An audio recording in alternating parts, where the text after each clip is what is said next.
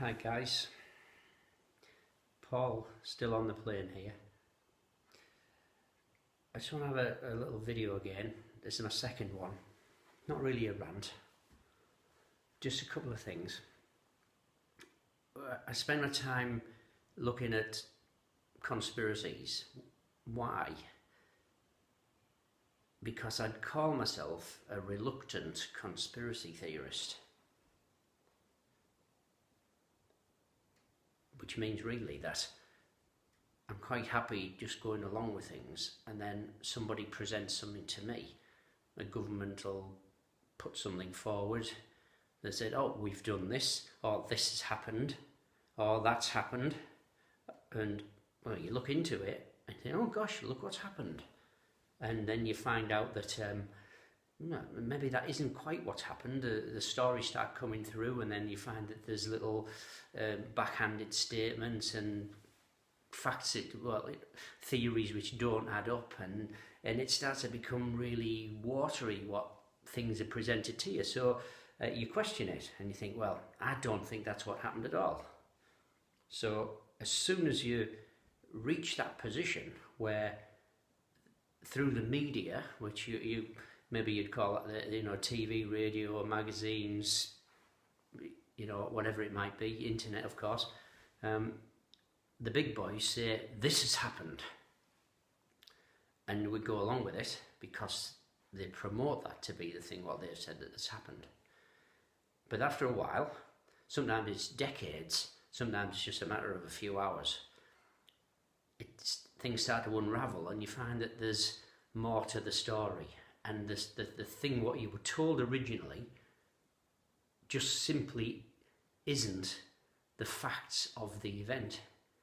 And there's a lot of hidden facts what you don't get to know. So as soon as that you're in that position in your life, you're a reluctant conspiracy theorist, because it's not a conspiracy, it's a fact that you've been misled. So it's a difficult one, because it's like saying that politicians never lie. If someone was to say, oh, we went to the moon, it's a picture, a photograph and video of Nixon talking on a telephone in 1969 to Neil Armstrong, or one of these astronauts, whatever, on the moon, and he's talking to them on the telephone, telling them what a good job they've done. It just doesn't seem to be right. Now, you could call me a flat tard, call me a globe tard, it doesn't really matter in the scheme of things. What I have spent my time doing the last couple of years, I've looked at everybody's point of view. The people who were adamant about the globe Earth, and they're very, very vociferous and hostile towards people what think the Earth is flat or something else.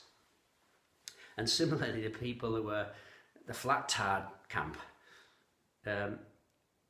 say that the globe tard people have just not woken up and they need to be enlightened, and they're indoctrinated by the system.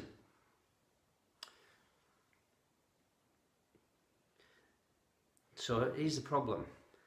The globe people, some of them very clever people. You can't deny that clever people, scientifically, mathematically, even philosophically. There's some clever people, and they absolutely subscribe to the globe model. And in fairness to them, when they put a presentation forward to a flat earther, what about this? What about that? What about the stars in the southern hemisphere? What about Coriolis effects, and which I'm going to have a little chat about in a minute. What about this? What about that? And the flat earth people say, oh, and sometimes they don't come up with a good, clean-cut answer, and it's based on a lot of theories which are difficult to prove. Now, a lot of the globe theories are difficult to prove, even though this is our established science model of the world we live in today. We live in, allegedly, on a spinning globe. Now, don't quote me exactly on the figures. Anyone who's done a bit of research into flat Earth, and really anyone if anyone's watching this who's a globe dweller, you need to be at least know the facts of some of the things which your model is purporting to show. So, first of all, these approximate measurements where the so-called 8,500 mile diameter globe ball is spinning at about 1,030 miles per hour at the equator. In addition to that, it's travelling through space at about 66,000 miles an hour while spinning. And in addition to that, some 6 or 7 times the speed of sound, travelling as it orbits around the sun, going through the so-called galaxy or Milky Way, whatever they've called it. So, and that, you have to accept that that is what is happening if you are happy to say that we're definitely living on a ball, what's allegedly spinning, because if you don't accept that, then the whole of the rest of it falls apart. So I'm not going to say we're not directly anyway, but intuitively doesn't quite feel right, but I have to go along with it because that's what I've been taught since I was a kid. So there's a lot of things what the globe people say is a fact. It's measurable. It fits in. There's a lot of good science, and there's a lot of what I would call reverse mathematic engineering, what has gone into it. So it's fairly well established, and it's not watertight or airtight, but it's a working model, and it fits the bill, and it's taught at universities, and everybody's happy, other than the fact that it's not the case. That's the only thing, because I and a growing number of people now don't necessarily think that that is the case. I'm not going to go into why they would lie, because it gets insane, but what I want to do is pick on a little area which I think is one of the weaker and easier understood areas of the globe model, and why I don't personally think that we are spinning at all, and neither do I think the Earth is round, as in spherical round. I'm not going to say it's a flat plane surrounded by an ice wall, because I'm not necessarily in that camp neither, because I've got a feeling that there's a little bit of disinformation going on, and a lot of flat Earth people have been led up the path. And the last couple of years I've been looking at all the videos from globe people, flat Earth people, and boringly enough I've been reading all of the comments, because that's where you get the true feeling of the nature of the people, and it's hostile. Believe me, it's hostile. It's sometimes good fun to watch, but oh god, it's hostile. So there's two very, very defined camps going on. Now, the feeling what you get from this is that a lot of it goes over the same old ground. Problem is that the flat Earth people, in a lot of the comments, they're regurgitating stuff which they've seen basically on YouTube and possibly some other medium, but personally I don't think there's many other mediums out there. YouTube is a thing where they seem to get most of their information, so it's like a bit of a school in itself of possible disinformation. Having said that, where do we get our other information from regarding anything in our life? It's only through the education system and TVs. Anyway, without going on, the aircraft. I want to have a little bit of a chat about aircraft and how an aeroplane flies through the sky when the sky and the earth and the aeroplane all have a primary velocity of about 1,000 miles an hour. And why I don't think that that is the case. However, I don't want to see some comments underneath of some guy from the Globe just giving me a load of shit about, oh, you stupid flathead. I don't know. I'm looking for an answer myself, and if someone has got the answer to it and it's reasonable, well then I'm quite happy to say, hey, you know what, you're right. I was such a dick thinking that. Thank you for the information, and I'll take that on board, and I'll go ahead with it. But similarly, if I think you're just yanking my chain, and you're protecting your own model for the sake of protecting it, well, that's an issue what you've got yourself. But anyway, the other thing, what day are we on today? Wednesday. Jeremy Vine yesterday, excuse me, bless him, did had a flat Earth guy on. He had one of the, his Radio 2 afternoon chats and rants. He had a flat Earth guy on. There was a conference last week in Birmingham, which unfortunately I missed, but nevertheless. And he had this science woman on called Heather. I don't know quite what she was really. Very, very well spoken, upper class. But her scientific proof that the Earth is a globe is that she's had dinner with astronauts, and she's been privileged enough to be in Concorde, and she could see the curvature out of the window. So, oh well, that's fine then. I better scrap all this and listen to what you have to say, because you've been on Concorde. Wow. And they had a straightforward, down-to-earth, pardon the pun, flat Earth guy on from a boat in Penzance somewhere. And he gave a pretty reasonable case, what I think most flat Earth people do to a fair degree would go along with. Unfortunately, the table's always tilted with any media, and it ended up taking the piss out of flat Earth. But we expected that. I expected that anyway. So, first of all, let's just have a quick look at that, what she said. I looked out the Concorde window. I'm faking the nice voice here.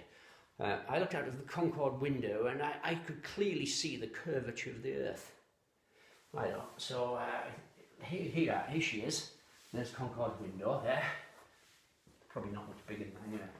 And she could see the curvature of the Earth. Let's say something like that. Is that reasonable? And then you've got all the clouds and stuff like that. Right, okay. Now, okay, that, fine. So, if that's the case, let's look at the front of the plane, and what does the pilot see? Well, there's the pilot's window. I think Concorde's got a strange nose thing on. So, is the pilot going to see the same? He's the same height. He's only a few yards up the right. So, is he going to see, oh yes, I could see the curvature as well. I'm a pilot. Right, okay then. And then there's a guy on the other side, sitting opposite this woman, saying, bloody hell, I can see the curve out of my window as well, on the opposite side. So here's a guy on the opposite side, on his window, he can see the curve. They can all see the fucking curve. Amazing. Righto then. Well, let's join it all together and see what happens. Well, I think we can see what happens, can't we? It's doing that. It's not a curve at all, is it? Anyway, that's not science, that was just a quick rant. She just got under my skin, that's all. Now then, quick talk. Oh, this isn't a very good whiteboard, is it?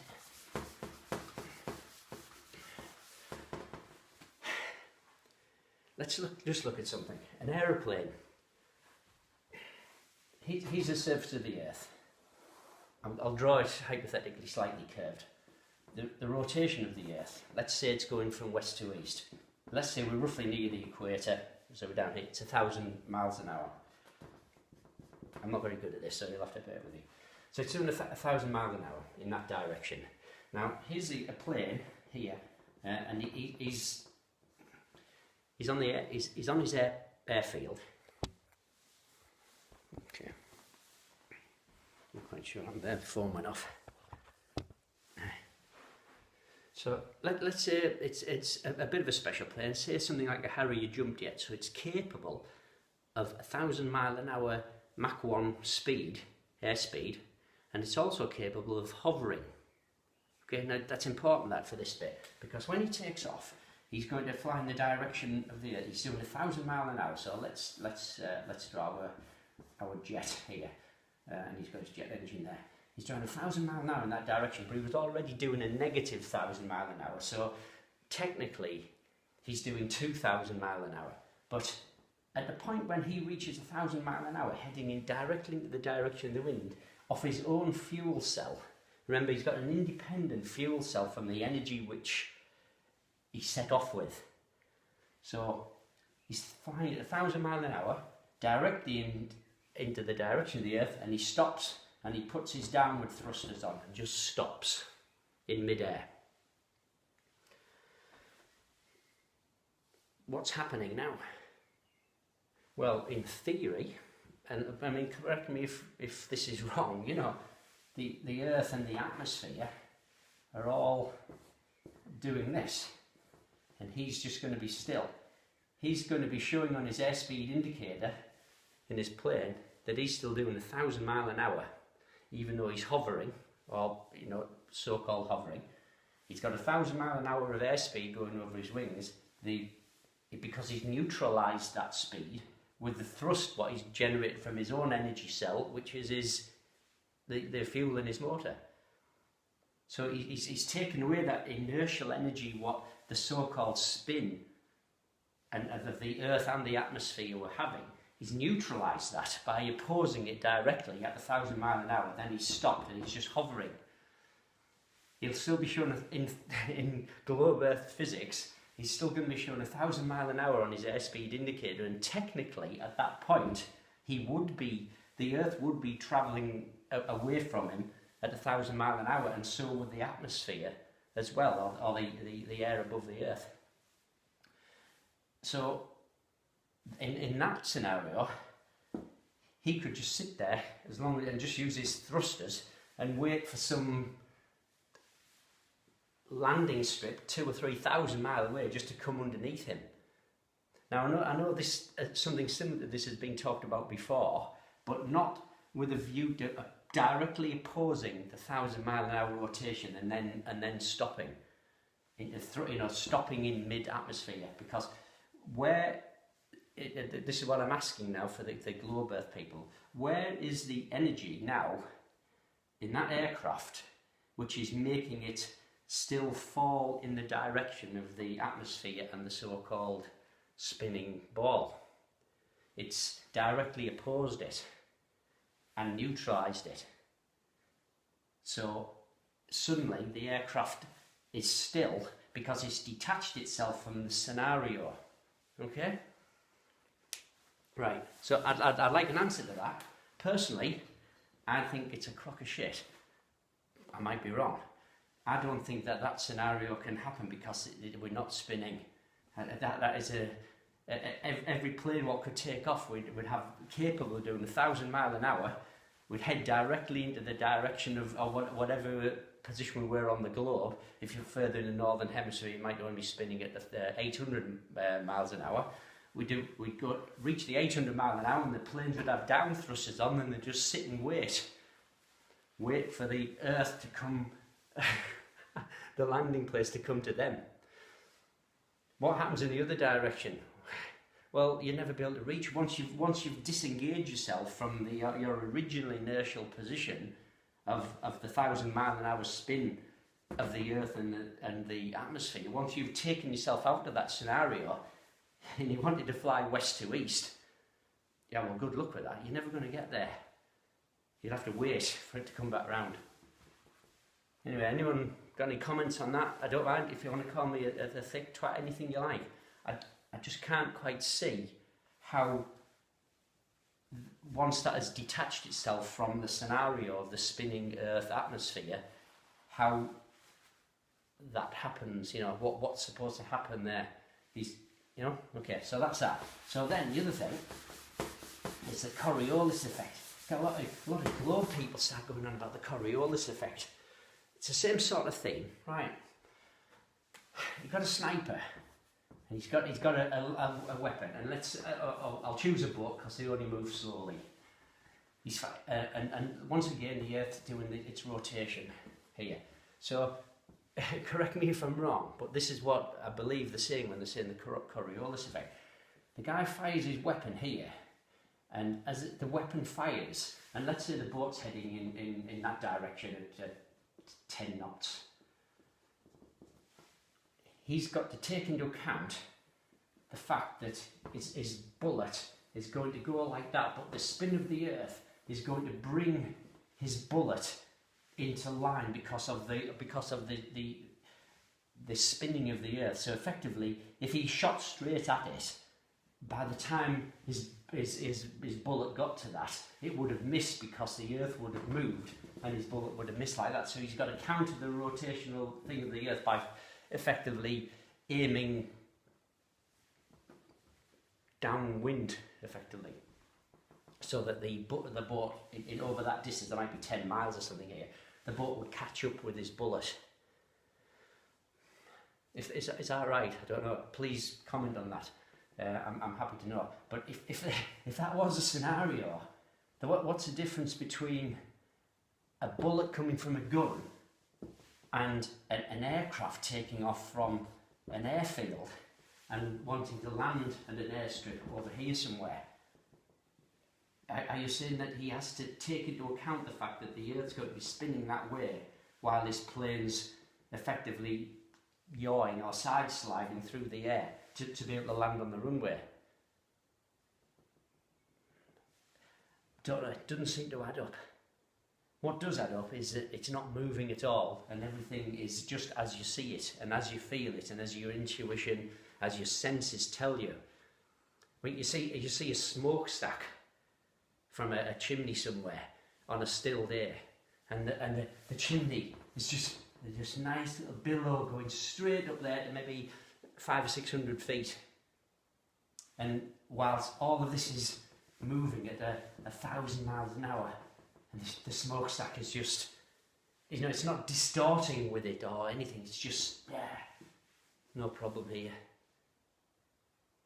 So this spinning atmosphere being dragged around with a spinning ball, personally, I think that's the weakest part of the globe model argument.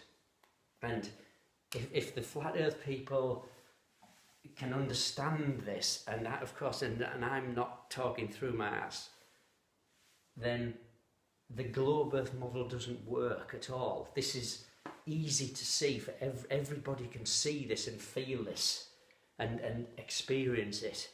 If that isn't working, and then the globe model isn't working, which doesn't mean, oh well, therefore the Earth flat surrounded by an ice wall with a heavily guarded fortress at Antarctica. I'm not saying that, but all I'm saying is that it's not as it says on the tin.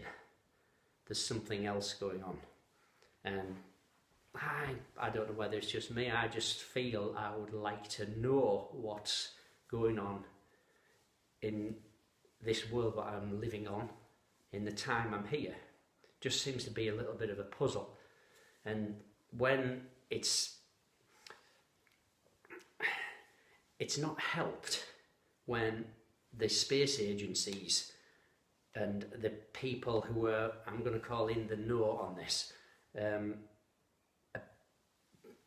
almost like just cynically taking the mick with the really poor quality CGI images and the so-called people in the space station.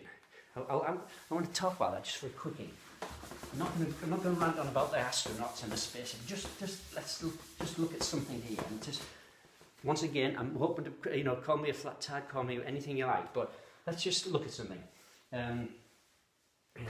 So the space station, 220 miles in the sky. So there's the Earth as they see it, or as they wait. Here's the space station, some funny shaped thing that nobody's ever really seen the blueprints of, but it's, I don't know, bloody hell, it's got stuff hanging off all over. There it is, right. There's a little window so they can take photos. Never done it, nevertheless. So they can, the pictures they show you of the space station, I know the CGI, but some people don't think the CGI. they're showing this globe Earth like this, fairly clearly showing the spherical horizon.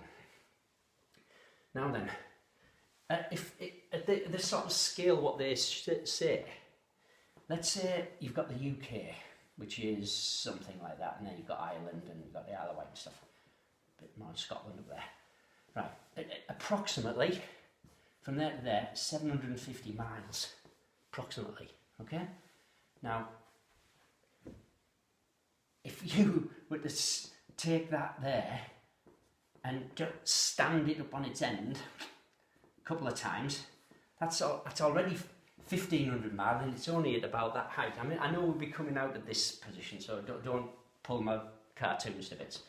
All I'm saying is that if they're looking at a spherical Earth at that level there, and I'm going to take a wild guess that that's a very, very approximate proportion of the UK in relation to this big globe thing. We know that that's about 750 miles.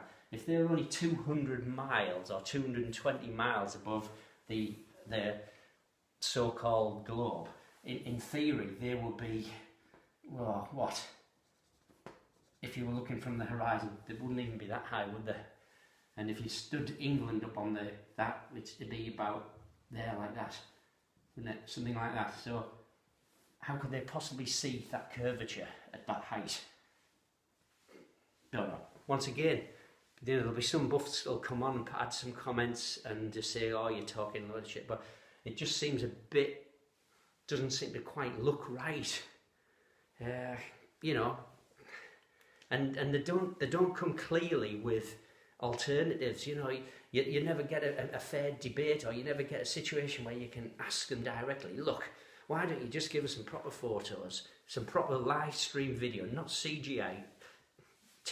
It's the truth. That's all we're looking for, isn't it, really? Anyway, I'll leave it at that for now, because it takes ages to download or upload, whichever. Couple of little rants. I'm going to do some more videos. I'm open to comments, good or bad, don't mind. Just want to learn, just want to know where I am. Yeah, that's all really. And if you're a total full-on glober, I don't mind that at all. I find I was myself. I still don't know where I am.